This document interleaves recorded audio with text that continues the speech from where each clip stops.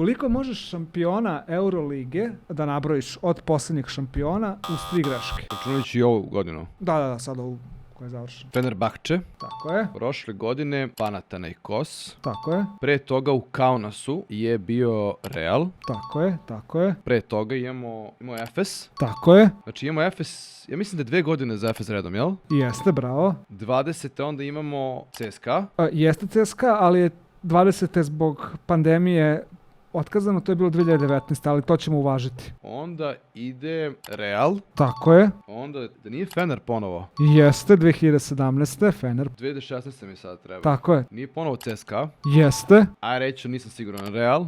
bravo, jeste. Idemo na 2014. Tu baš ne znam. Da nije možda Panathinaikos. Prva greška, to je ponos Izraela, tad bio, Makabi. Ja, Makabi, to je bilo 2014. jel? 2013. Da nije možda Barcelona? Znači, druga greška, 2013. je bio Olympiakos. Dobro. I onda je opet bio Olympiakos. Tako je, to je pre toga je bio Olympiakos. 2011. Ne znam, ajde reću. Znači, tu su se borili grčki klubovi. Pa brate nema, ili Olympiakos ili Panathinaikos. Panathinaikos jeste 2011. A, to je sa Željkom onda, brate. Pa je uzeo prethodno i onda je uzeo i prethodnu tu. Nije greška, imamo jednu Barcelonu između 2010. Ja, Barcelonu sam čekao. Da, jeste, vidim. Bravo.